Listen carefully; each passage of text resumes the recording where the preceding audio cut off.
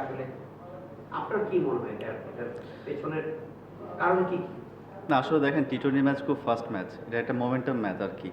আমরা প্রথম ম্যাচগুলো হেরে গেছি, একটা মোমেন্টাম করতে পারি নাই, আবার একটা মোমেন্টাম পেয়েছি ওটাও ধরতে পারি নাই। তো টি-টোয়েন্টি অনেক ফাস্ট ম্যাচ, আমাদের গ্যাপগুলো অনেক কম ছিল, আমাদের মোমেন্টাম ধরতে পারি নাই। তো আমার কাছে মনে হয় মোমেন্টামটা ধরতে পারি নাই, আর এটা হচ্ছে আমাদের ব্যর্থতার কারণ। বাট আমরাও এজ এ টিম হিসাবে আমরা ভালো খেলতে পারি নাই, এটা একটা ব্যর্থতা। বাট কিছু করার নাই, ম্যাচ তো শেষ, আর কিছু করার নাই। নেক্সট ইয়ারের জন্য আবার প্রিপারেশন নিতে হবে। আপনাদের উইকেটটা কি বেশি খারাপ ছিল নাকি আপনাদের ব্যাটসম্যানরা আজকে বেশি খারাপ খেলেছে? আই থিঙ্ক দুইটাই, কারণ ফার্স্ট তামিম যেভাবে স্টার্ট করেছিল দেখে মনে হচ্ছে 200+ উইকেট।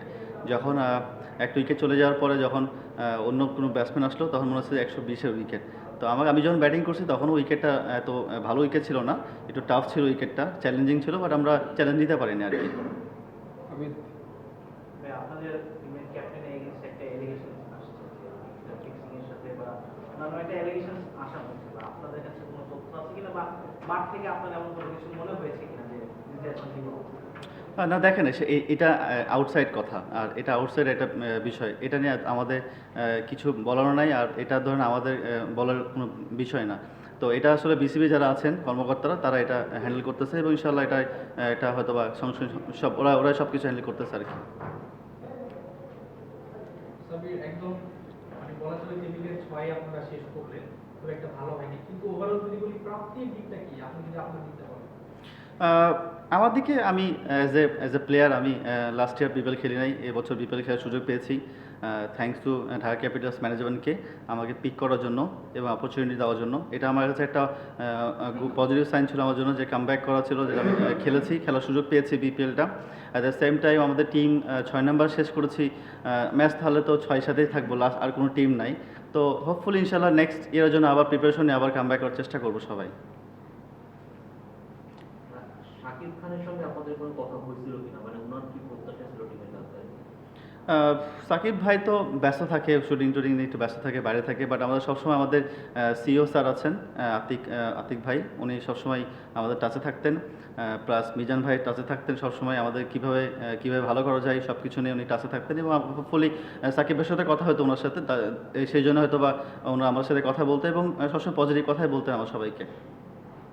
সাবির ভাই, যেভাবে ব্যাটে বলে লাগছে টাইমিংটা, মনে হয় কিনা আপনি 2015-16 দিকে যখন ন্যাশনাল টিমে খেলতেন ওই রিদমটা আপনার ভেতরে এসেছে এখন? মাঝখানে একটা লম্বা গ্যাপ রয়েছে এখন। হ্যাঁ বলতে পারেন, আমি এখন যে কনফিডেন্ট আছি, বা হয়তো বা আমি আগে বলেছি যে আমি ভালো প্র্যাকটিস করেছি আমার নিজের শহরে। প্র্যাকটিসটা আমার খুব কনফিডেন্স বিল্ড আপ করেছে আমার জন্য। At the same time match খেলার সুযোগ পেয়েছি, 9টা ম্যাচ, জানি না কতটুকু করতে পেরেছি, বা চেষ্টা করছি টিমের সাথে খেলার জন্য এবং আমার যেটা পারফর্ম বের করার জন্য।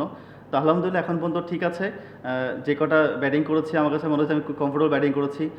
2015-16 যেটা বললেন যে হ্যাঁ ওইরকম একটা মনে হচ্ছিল, বাট আমার কাছে মনে হচ্ছে আমি এই সিজনটা খুব ভালো ব্যাটিং এনজয় করেছি আমি খুব টুর্নামেন্টটা। সাব্বির, আপনার যদি স্পেসিফিক কোনো টার্গেট থাকে ন্যাশনাল টিমকে নিয়ে, সেটা কি টি-20 নাকি ওয়ানডে? প্ল্যান তো আসলে ভাই, আমি তো টি-20 প্লেয়ার আসলে। যদি আপনি আমাকে দেখেন, আমি 6-7 নাম্বারে খেলি ওয়ানডেতে, ওখানে 10 ওভার পাই।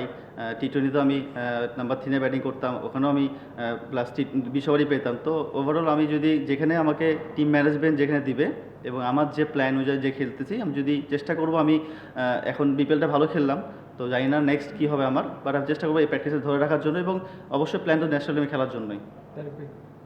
আপনি যে সম্ভাবনা নিয়ে ন্যাশনাল ইন্টারন্যাশনাল ক্রিকেটে আসছিলেন, মানে ওই জায়গাটাতে আপনার মধ্যে একজনকে বাংলাদেশ টিমে দরকার ছিল, এবং আপনি এটা অনেক ম্যাচে দেখিয়েছেন।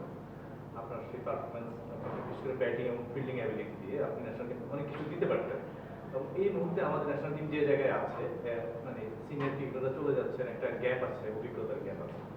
আপনার কি কখনো মনে হয় যে আপনি কিছুটা হলেও নিজেকে অপচয় করেছেন? আপনার যে অ্যাবিলিটি ছিল, যে সামর্থ্য আপনার ছিল, ন্যাশনাল টিমকে যা দিতে পারতেন আপনি, তো আপনার পিছনে তো বাংলাদেশ ক্রিকেটের ইনভেস্ট আছে, কিন্তু আপনি কি এইটা আফসোসের জায়গা কিনা আপনার, যে আপনি এই সময় ন্যাশনাল টিমে অনেক ভাইটাল একটা রোলে থাকতে পারেন? অনেক কটা প্রশ্ন করে ফেলেছেন একসাথে ভাই। আসলে অপচয় জিনিসটা আসলে না, আমার যেটা রিজিক ছিল সেটা পেয়েছি। অপচয় বলতে আমি নিজেকে কোনো অপচয় করিনি। এখন একটা ব্যাটসম্যান যদি খেলতে নামে, এখন বলতে পারবে না ছটা ছয় মারতে পারবে কেউ চেষ্টা করে, কেউ হয়তো বা ব্যর্থ হয়। তো আমি চেষ্টা করছি ভালো খেলার জন্য। পারফর্ম খারাপ করেছি, বাদ পড়ে গেছি। আবার একটা মাঝখানে গ্যাপ পড়েছিল। এখন আমি আবার বিপিএল খেলেছি, ইনশাল্লাহ যদি সুযোগ থাকে ন্যাশনাল টিমে খেলার জন্য আবার আমি ready for play national team. চেষ্টা করবো ভালো খেলার জন্য, যেটা সুযোগ হলে কাজে লাগার জন্য। এছাড়া কোনো কাজ আমার নাই। আর নেক্সট যেটা আমার কাজ, যেটা প্র্যাকটিস করা ভালো মতো, নিজেকে সময় দেওয়া আর নিজে ভালো প্রস্তুত হওয়া নিজের জন্য। ঠিক আছে, থ্যাংক ইউ। থ্যাংক ইউ ভাইয়া, ভালো থাকেন।